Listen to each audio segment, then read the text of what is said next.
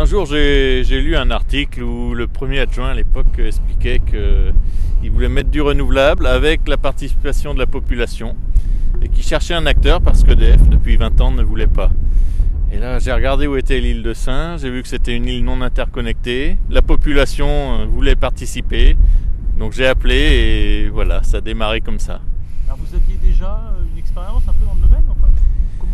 Oui, en fait, je suis toujours élu d'ailleurs d'une petite commune près de Rennes et nous avons installé avec la population un parc éolien, 6 machines en 2008.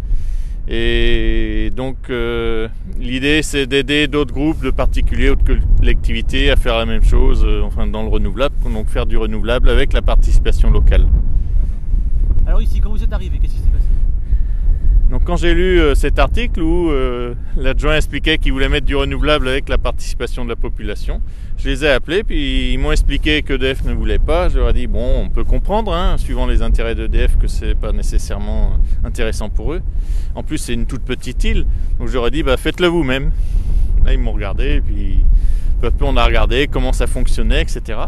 On a aussi regardé ce qui se faisait à l'extérieur de la France, au Danemark par exemple, où il y a déjà des îles qui sont 100% renouvelables, avec participation très forte de la population. On s'est dit, on va essayer de faire pareil. Et 2 ans après, la société Île de Sein Énergie a été créée avec une très très grosse participation des habitants. Il y a 40 habitants qui sont dans la société. Alors, on se dit, quand on est ici, quand on regarde le cadre, on se dit, c'est bizarre qu'on n'y ait pas pensé avant, parce que finalement, il y a tout pour qu'on y arrive. Et oui, on s'est dit la même chose. On voit aujourd'hui, il y a du soleil, il y a du vent, on voit, il y a des vagues, il y a des courants. En effet, on a tout. Et malheureusement, aujourd'hui, on dépense énormément d'argent pour acheter du fioul qui vient de très loin, qui n'apporte strictement rien à l'île, aucun emploi, rien. Et alors que si on mettait du renouvelable, ça pourrait coûter moins cher. Il y a de la marge. Là, on est à plus de 50 centimes du kilowattheure, d'après les estimations, qui ne sont contredites par personne. Et le renouvelable coûte toujours moins cher. Alors, quand vous êtes arrivé, vous avez fait du porte-à-porte, vous êtes allé voir les gens, et très vite, ils ont été séduits? Non, ça s'est fait peu à peu. On a mis quasiment presque 1 an pour bien comprendre le système, pour aller voir les acteurs, les parlementaires, etc., la préfecture, tout le monde. Et puis, peu à peu, on a commencé à discuter avec tout le monde. On a fait des réunions publiques pour voir ce que l'on pouvait faire, voir si on pouvait changer un petit peu nos comportements ou comment utiliser l'énergie quand il y en avait. Et puis, peu à peu, on a fait des réunions pour expliquer quel type de société on ferait. Qu'est-ce qu'on met dans les statuts de la société?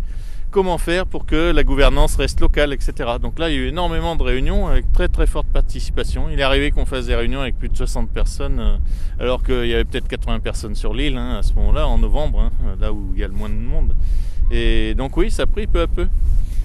Et il y a eu un très grand enthousiasme. Le maire, vous voyez tout à l'heure les membres du comité de direction, il y a au moins 2 ou 3 qui sont venus parce que le maire leur a dit il faut y aller, il faut faire quelque chose pour l'île, etc. Et puis donc voilà, c'est parti comme ça.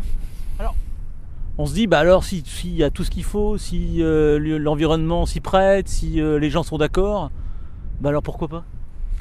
C'est exactement ce qu'on s'est dit. Et puis donc on a commencé à construire le projet. Puis quand on a créé la société, et là il y a un acteur qui est arrivé, EDF, qu'on n'avait pas vu depuis, que les Sénans n'avaient pas vu depuis 20 ans, qui est venu et qui a présenté un contre-projet. Donc là on s'est dit, tiens, qu'est-ce qui se passe? Parce que EDF au départ, on les avait bien sûr contactés, ils avaient toujours dit que c'était impossible de faire quelque chose.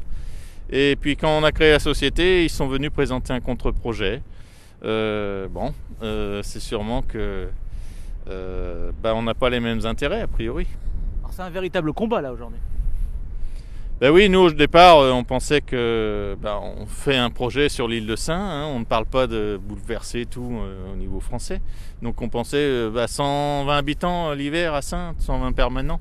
Donc c'est vrai que c'est pas un très gros projet, on pensait avancer comme ça. Puis finalement EDF utilise aujourd'hui la loi pour bloquer les initiatives locales ou pour faire comme à Saint-Pierre-et-Miquelon où ils favorisent l'utilisation des groupes électrogènes par rapport aux éoliennes qui étaient installées par une autre entreprise qui finalement a mis la clé sous la porte.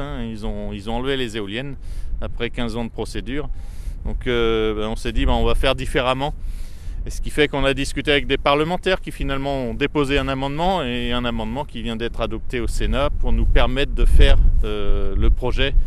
Et l'idée, c'est qu'on a une toute petite île, on peut faire des expérimentations qui pourraient après servir à tout le monde, y compris d'ailleurs à EDF plus tard ailleurs.